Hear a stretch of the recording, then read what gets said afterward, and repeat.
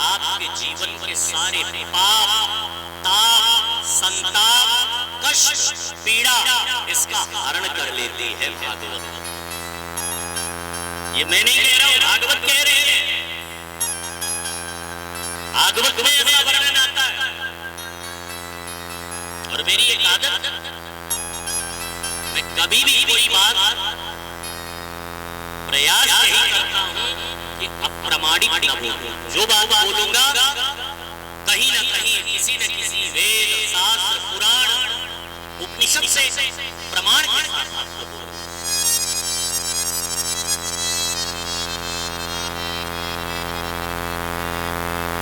भागवत के महात्म्य के पहले अध्याय का पहला श्लोक। ऐसे तो मैं भागवत की महिमा आपको 7 दिन 3 घंटे 4 घंटे रोज कहता रहूं, तब भी भैया समय कम पड़ जाएगा। लेकिन आइए आपको सीधे प्रवेश कराएं महात्म्य में, क्योंकि आज दिन है पहला। महात्म्य की जो समय है उसमें आपको जो कुछ वाणी का पत्र पुष्प है, आपको संक्षेप में उसका दर्शन करवाऊंगा।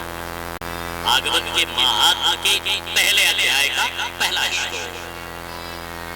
सच्चिदानंद रूपाय विश्वोत्पत्त्यादि हेतवे तापत्रय विनाशाय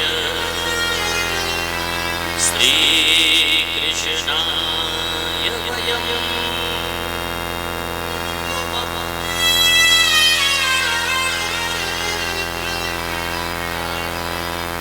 श्री कृष्णाय वयम्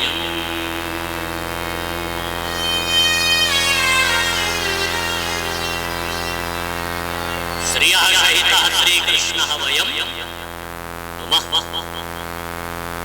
श्री जी के साथ, किशोरी जी के साथ हम सब मिलकर के भगवान श्री कृष्ण को नमस्कार करते हैं। कैसे नमस्कार करते हैं? ऐसे चलते चलते हाथ उठा दिया, नमस्कार। अच्छा, अभी तक लोग दाहिना उठाते थे, अब मैं कुछ दिनों से देख रहा हूँ हम लोग बायां उठाते थे। नमस्कार, गाड़ी चलाते नमस्कार, हेलो, हाय, ऐसे करते। यही है नमस्कार। या फिर कहीं खड़े हो तो मैंने कुछ लोगों को देखा वो गांठ में, कुछ लोग एक हाथ से प्रणाम करते हैं। एक हाथ से प्रणाम करने पर उस दिन तक जितना पुण्य आपने किया वो सारा पुण्य आपका नष्ट हो गया। एक हाथ से अगर आपने प्रणाम किया तो भैया, एक हाथ से प्रणाम करने पर उस दिन तक जितने भी आपने जीवन में पुण्य किए हैं वो सारे पुण्य आपके क्षय हो जाते हैं, नष्ट हो जाते हैं। गांठ पर अगर आपने प्रणाम किया तो यमराज को प्रणाम करना। हम कहते हैं भैया कोई जबरदस्ती न करो, हाथे जोड़ लो, इतने का गुरु जी प्रणाम नमस्कार ऐसे करते। अच्छा, कुछ लोग गांठ में भी नहीं करते। एक आध जगह तो हमने देखा पेटवे में पहुंच देंगे। हाँ,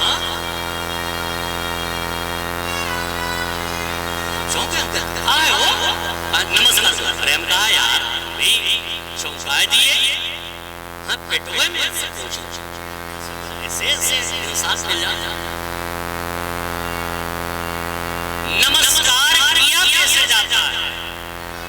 नुमः शब्द की बड़ी अद्भुत व्याख्या है। अहिर्निबुद्ध संहिता में नुमः शब्द की बड़ी अद्भुत व्याख्या है। नमे इति नमः। जब अपने गुरुदेव जब भगवान को प्रणाम कीजिए, साष्टांग लेट, जिसे बोलते हैं दंडवत, डंडे की तरह सीधे लेट जाइए।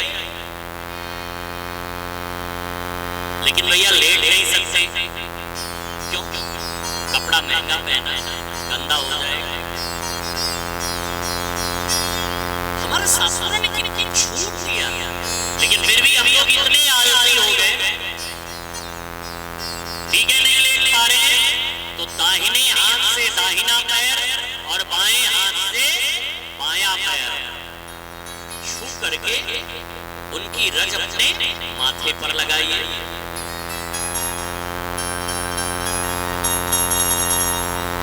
अगर संभव हो सके तो पंचांग प्रणाम कीजिए। माताओं को, बहनों को साष्टांग प्रणाम करने की अनुमति किसी को, और मैं तो यहाँ तक कहा करता हूँ, ये केवल अपने पति को प्रणाम कर ले, किसी को सबको प्रणाम करना।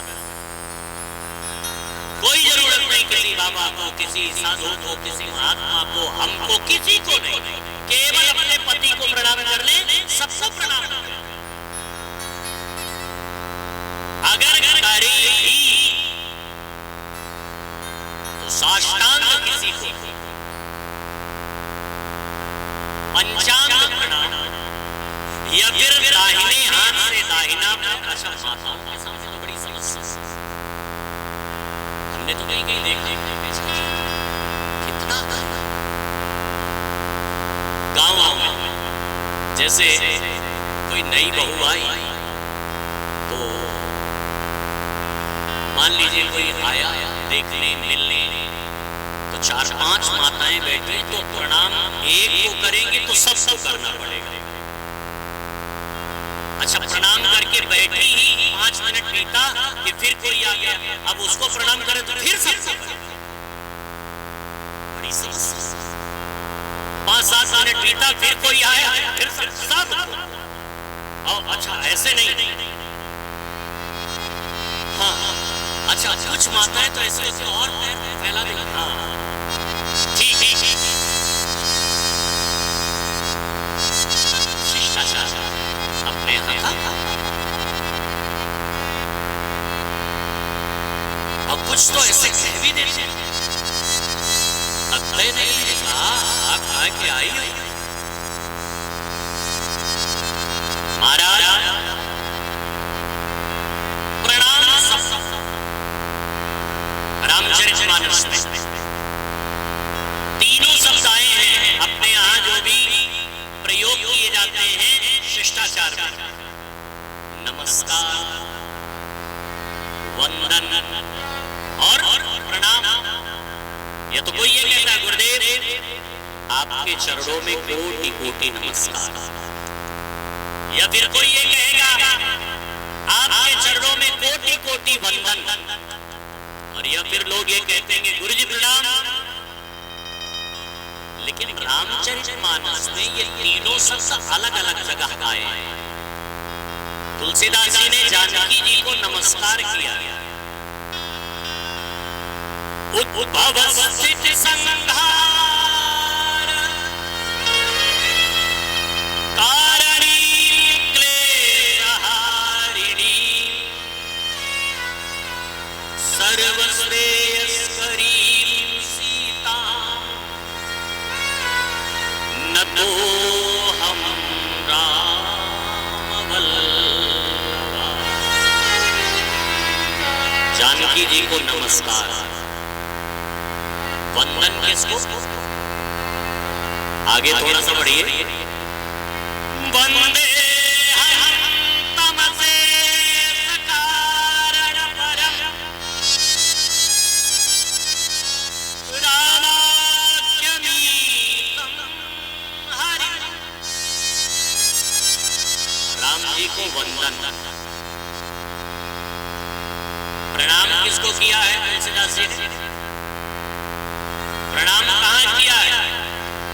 और आगे बढ़िए।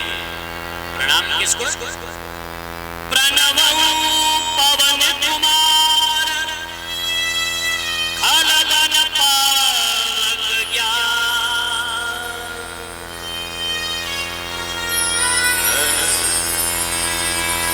हनुमान जी को प्रणाम। तीनों की व्याख्या भी अलग अलग, बहुत गहरा विषय है ये। मैं आपको उधर नहीं ले चलूंगा, लेकिन नमस्कार कैसे होता है जब मेरा और मैं छूट जाए तब। ठाकुर जी, ये मेरा कुछ भी नहीं, ये जो कुछ है वो सब तो आपका है। मैं कुछ भी नहीं हूं। मैं कौन हूं? मैं तो आपकी कृपा से। तब नमस्कार होता है। और अकेले नमस्कार नहीं किया है,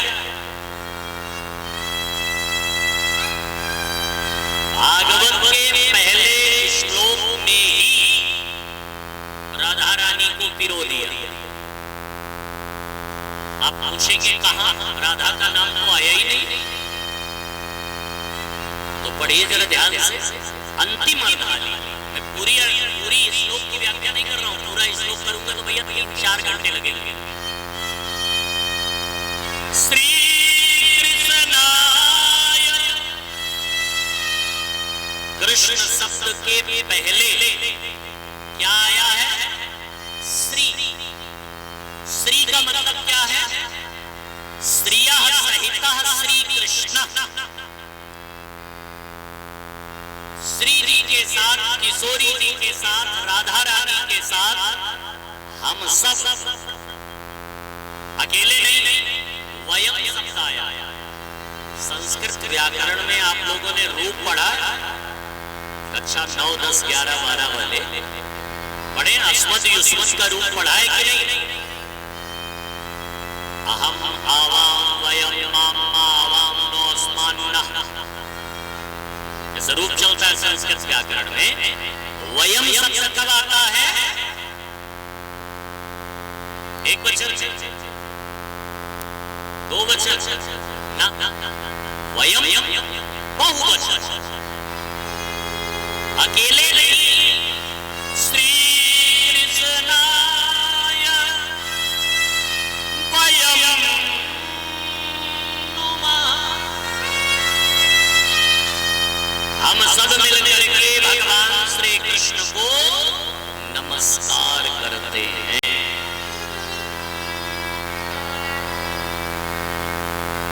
क्योंकि बिना कृष्ण, बिना राधा के कृष्ण अधूरे हैं। राधा तो भगवान की ऐश्वर्य शक्ति।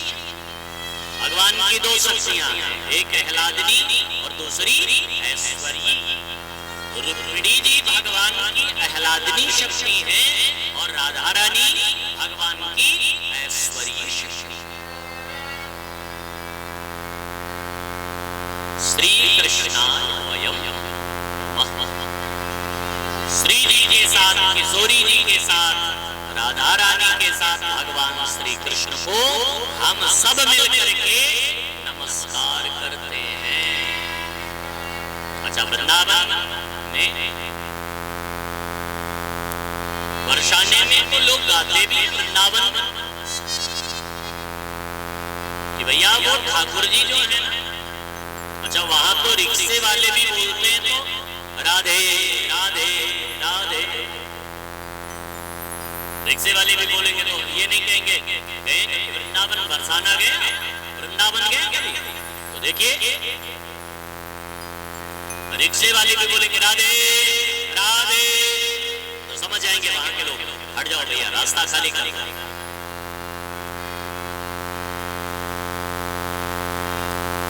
क्योंकि बिना राधा के तो कृष्ण अधूरे। अच्छा, गाते भी अरे वृंदावन में हुक्म चले,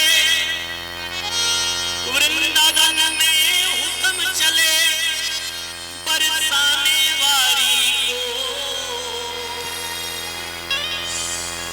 वृंदावन में हुक्म चले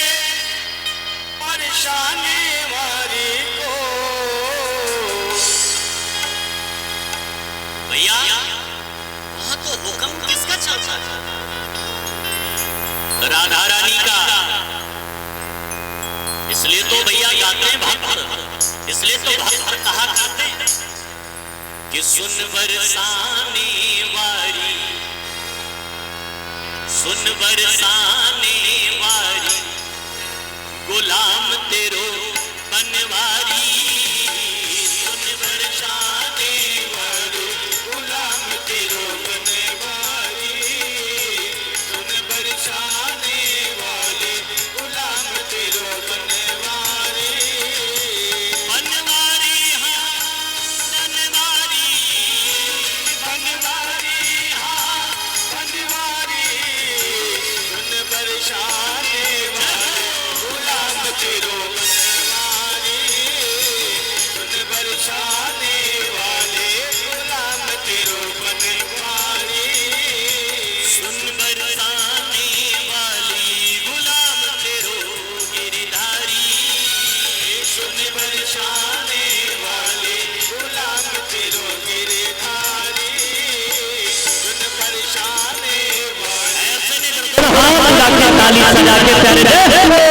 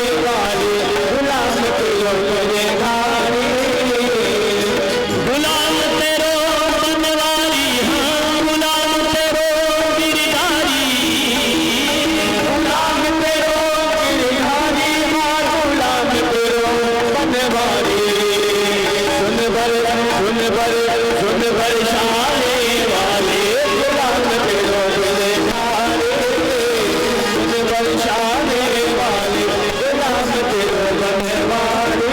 ऐसे में जरा पीछे वाले बजन हाथ लगा के ताली सजा के रात है।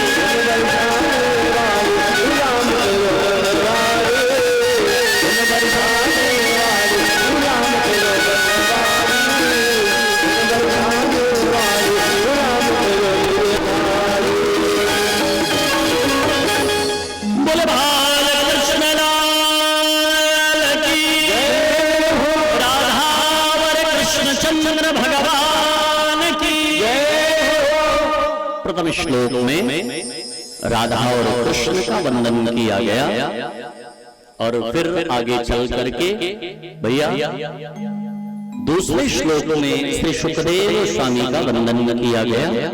यम प्रव्रजन्तमन्ते तमुपेत कृत्यम द्वैपायनो विरह कातर्या जुहाव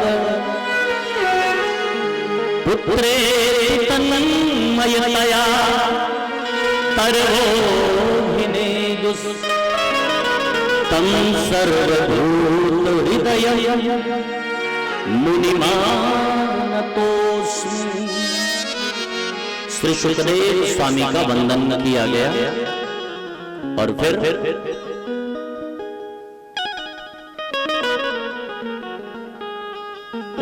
नैमिषारण्य की बड़ी पवित्र भूमि है। 88,000 ऋषियों की मंडली के मध्य परम आदरणीय श्री सूत जी महाराज बैठे और सौनक जी उनसे प्रश्न कर रहे हैं। नैमिषे निमिषक्षेत्रे 88,000 ऋषियों की मंडली के मध्य श्री सौनक जी महाराज नैमिषारण्य की भूमि में हाथ जोड़ करके बड़ा सुंदर प्रश्न कर रहे हैं। इनके लिए लिखा गया कुशलः शौनको ब्रवीमि। कुशल सौनक जी ने हाथ जोड़ करके कहा कि अज्ञानध्वान्त विध्वंस कोटि सूर्य समप्रभ सूताध्यायि कथा सारम् मम कर्ण रसायनम्। हे सूत जी महाराज, आप हमारे अज्ञान रूपी अंधकार को मिटाने के लिए कोटि सूर्य करोड़ों सूर्य के समान देदीप्यमान हैं, प्रकाशवान हैं। इसलिए हमारे अज्ञान रूपी अंधकार को मिटाइए और मुझे कथा नहीं सुनना। बोले फिर सूताध्यायि कथा सारम, मुझे कथा का केवल सार बताइए। कथा तो बहुत सुन लिया, विष्णु पुराण की, वामन पुराण की, नृसिंह पुराण की, स्कंद पुराण की। अब मैं कथा नहीं सुनना चाहता। बोले फिर सूताध्यायी कथा सारम, मुझे कथा का केवल सार बताइए, निचोड़ बताइए, जो मेन है वो मुझे पिलाइए। और एक बात मैं आपसे निवेदन करना चाहता हूं, क्या कि भक्ति ज्ञान विराग तो विवेको वर्धते माया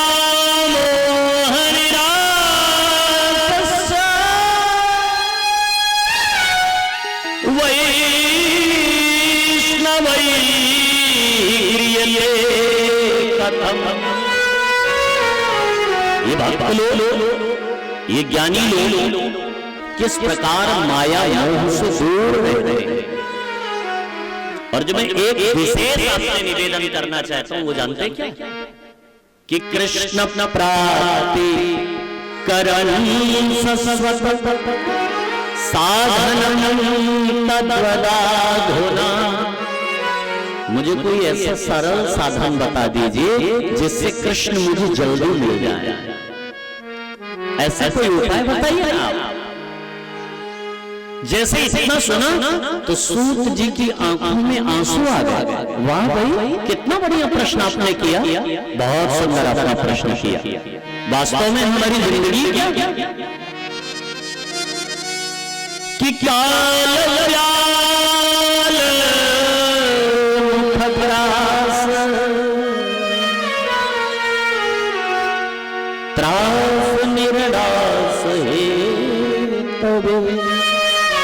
हम लोग ये काल के गाल में बैठे हैं। तो जीवन सुरक्षित तब तक है जब तक सर्प का मुंह खुला हुआ है। जैसे मुंह बंद वैसे जीवन की लीला समाप्त। और ये कथा जो मैं आपको पिलाने जा रहा हूं, ये कभी कभी देवताओं को भी दुर्लभ हो जाती है।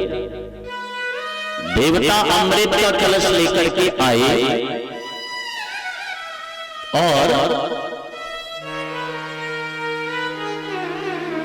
परीक्षित जी से बोले कि भैया ये लो अमृत ले लो।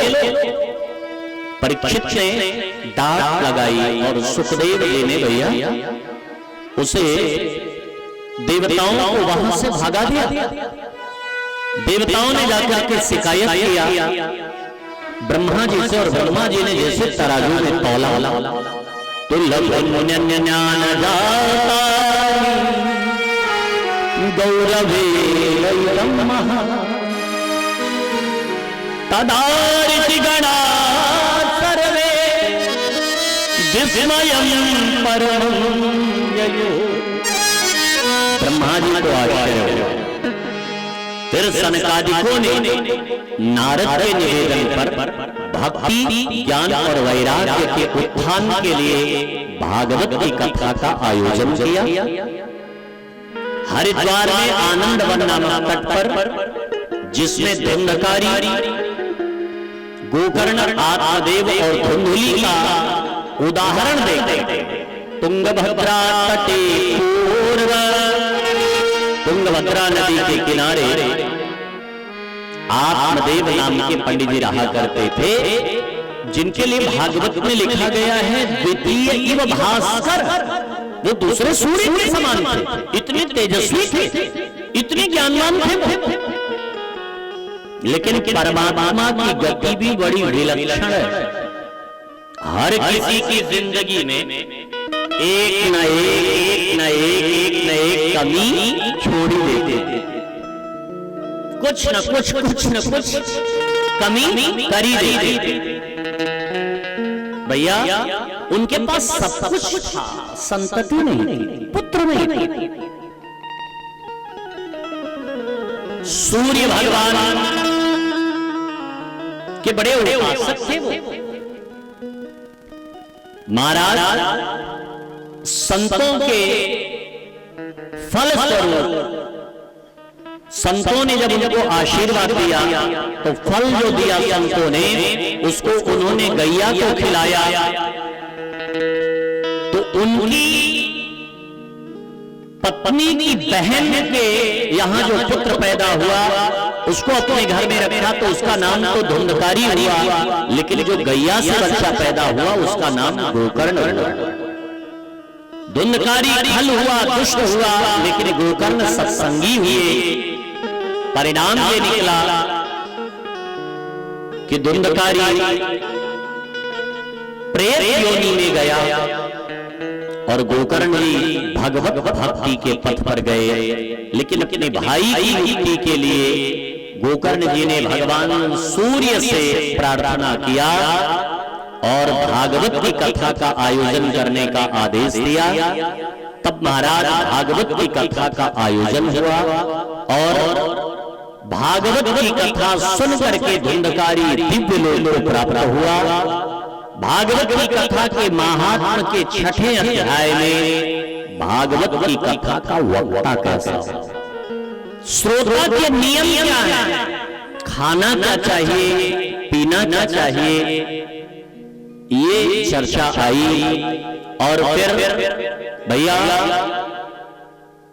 भागवत के महात्म 6 अध्याय में गाए गए, संगीत से कथा का वर्णन किया गया। 6 अध्याय में भागवत के महात्म को विश्राम देकर के फिर मंगलाचरण किया गया। लेकिन मैं महात्म में विश्राम देते हुए आपको कल ठीक आप लोग 1 बजे से उपस्थित हो, जिससे कथा का आप दिव्य आनंद ले सके। 1 बजे हमारे संगीतज्ञ बंधु बैठ जाएंगे और फिर जिससे 5 बजे तक आरती भी संपन्न हो जाए और आप लोग समय से अपने गंतव्य स्थान तक जा सके। 1 बजे से 1:30 बजे के बीच आप सभी उपस्थित हो जाएं, जिससे भैया व्यासपीठ का सुंदर दर्शन करते हुए मंगलाचरण का आप आनंद लेते हुए कथा का दिव्य आनंद लें 5 बजे तक। आइए एक बार हरिनाम संकीर्तन के साथ आरती की ओर चले। आरती प्रसाद लेकर के ही आप अपने गंतव्य स्थान को जाएं और कल ठीक समय से उपस्थित होने का प्रयास करें। बोली बाल कृष्ण लाल की। और आप लोगों के लिए एक विशेष होमवर्क तो करके आएंगे ना? कौन कौन करके आएगा हाथ उठा के बताए भाई, कौन कौन? जो करके आना चाहे वही, जबरदस्ती नहीं। कौन कौन होमवर्क करके आएगा व्यासपीठ से जो दिया जाएगा? जिनको करना वही हाथ उठाए भैया, जबरदस्ती नहीं। पक्का करके आएंगे? पीछे वाले भाई लोग कौन कौन करके आएंगे हाथ उठा के बताइए। अच्छा साहब, अच्छा कुछ तो पीछे देख रहे हैं, हाथ नहीं उठा रहे। पीछे देखा थे के उठावत है। पानी पुरो वाले वैसे चालाक बहुत है भैया। हमको कल से आज तक ये समझ आ गया कि भैया इतने चालाक लोग, हाँ कुछ तो ऐसे हाथ उठा रहे हैं। अगर करे लायक कोई तो करा, न करे लायक कोई तो कोनो। हाँ कुछ बेचारे भोले भाले जो थोड़ा सा तो हाथ उठा रहे, और कुछ होमवर्क क्या करना है ये जानते हैं कि नहीं? मैंने संतों के मुंह से सुना है कि कथा में अपने साथ ज्यादा से ज्यादा श्रोता लेकर के जाइए। चलो कथा में, चलो कथा में, चलो कथा में। तो कल भैया और कुछ कर पाए चाहे न कर पाए, रिक्त पाणी न गच्छेत। भैया मैं ये नहीं कहता कि कथा में लाओ आप धन दौलत ही चढ़ाओ, लेकिन खाली हाथ कभी मत जाओ। भगवान के पास और कुछ न ले जा सको तो कम से कम 2-2, 4-4, 10-10 श्रोता जरूर लेके जाओ। चलो कथा में, चलो कथा में, चलो कथा में। तो कल आप लोगों का होमवर्क बन रही है कि कम से कम 2-2, 4-4, 10-10 श्रोता जरूर लेके आओ। चलो कथा में, चलो कथा में, इतना ही करना आपको। आइए दोबारा हरि नाम संकीर्तन के साथ आरती की ओर चले। श्री राधे गोपाल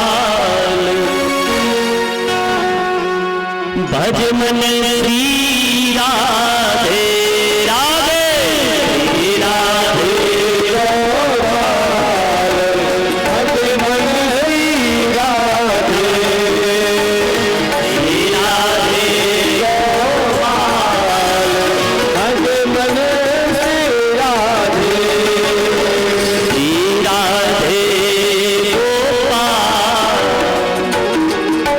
भज मन श्री राधे राधे, श्री राधे गोपाल भज मन श्री राधे, श्री राधे गोपाल भज मन श्री राधे राधे, श्री राधे गोपाल भज मन श्री राधे राधे, राधे गोपाल।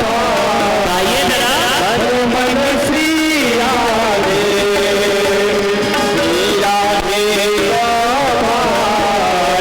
भज मन श्री राधे, श्री राधे श्री राम राधे राधे, श्री राधे श्री राम राधे, श्री राधे श्याम राधे राधे, श्री राधे गोपाल भज मन श्री राधे राधे, श्री राधे गोपाल भज मन श्री राधे, श्री राधे गोपाल भज मन श्री राधे।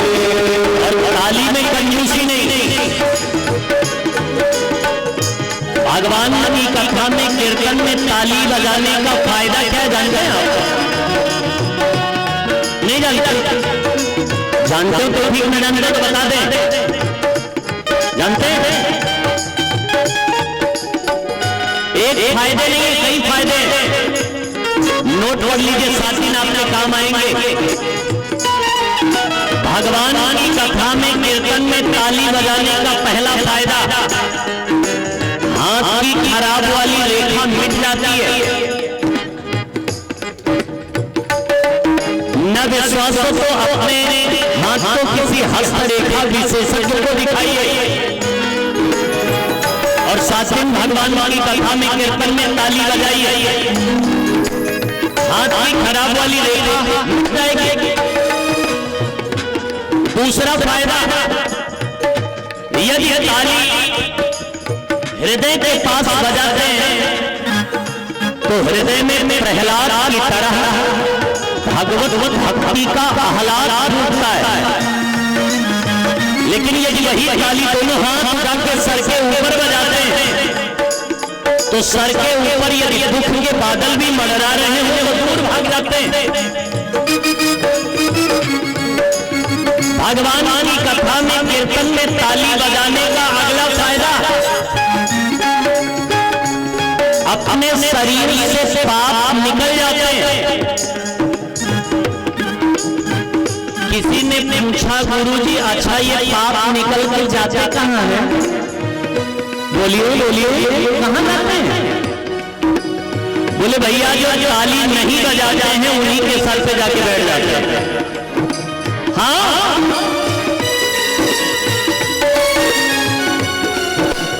इसलिए फिर दोनों हाथ जाकर ताली सजा के मस्ती में नाचते हुए गाते हुए ताली की सेवा करते थे।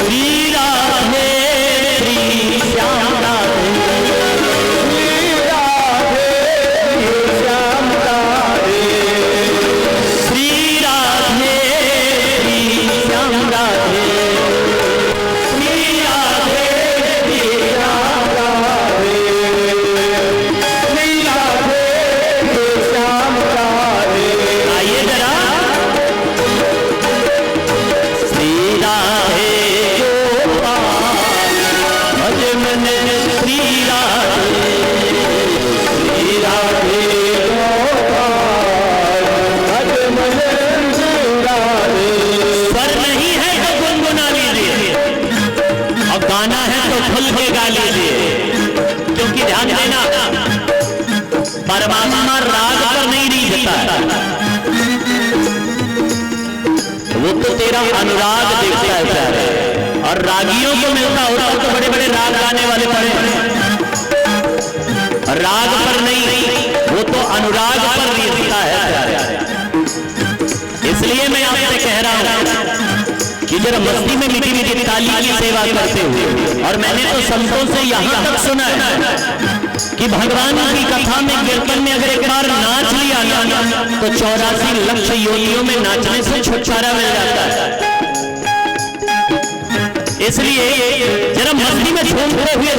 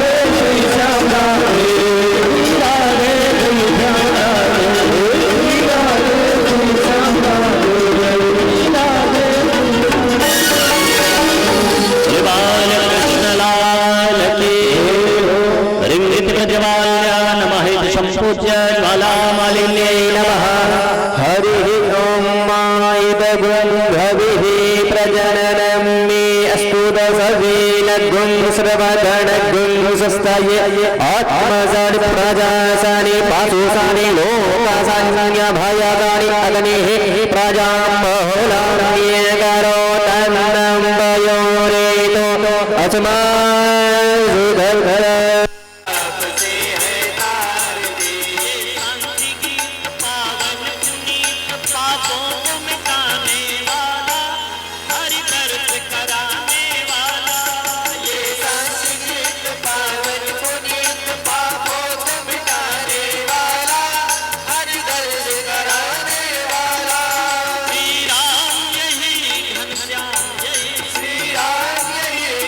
श्याम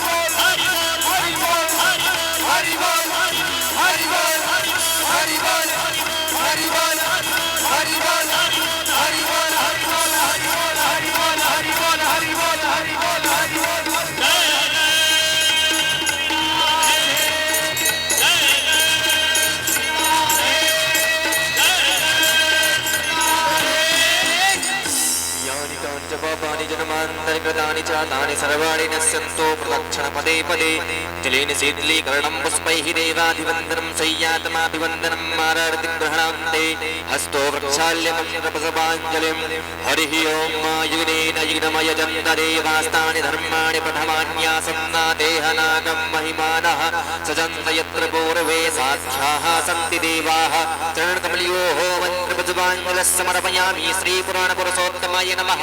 व्यासपीठस्य सर्वेभ्यो देवेभ्यो यज्ञनारायण भगवान की, शंकर भगवान की, अनंत बलवंत हनुमंत लाल की, पूज्य गुरुदेव भगवान की, व्यास भगवान की, धर्म की अधर्म का प्राणियों में विश्व का गौ माता की, भारत माता की, धर्म सम्राट स्वामी श्री कृपात्री जी महाराज की। ओम नमः पार्वती पतये हर हर। वचन तब बोलियो दर्शन हुतकारा हुआ प्रभु आया हूँ यही काज सदा की कारत रोग तुम मृदु वचन खगेश यही के अष्ट त्रिशादर निज मुख कीन्हे महेश होता तुझे कारण आयो सो सब भयो दरस तव पायो एक परम पावन तब आसम गयो मोह संशय नाना अब श्री राम कथा अति पावन सदा सुखद दुख भोजन सावर सादर तात सुनावहु मोहि बार बार बिनवहु प्रभु तोहि सुनत करुण कह गिरा विनीता सरल सुप्रेम सुखद सुपुनीता भयहु तासु मन परम उचाहा लागी कहे रघुपति गुण गाहा प्रथम ही अति अनुराग भवानी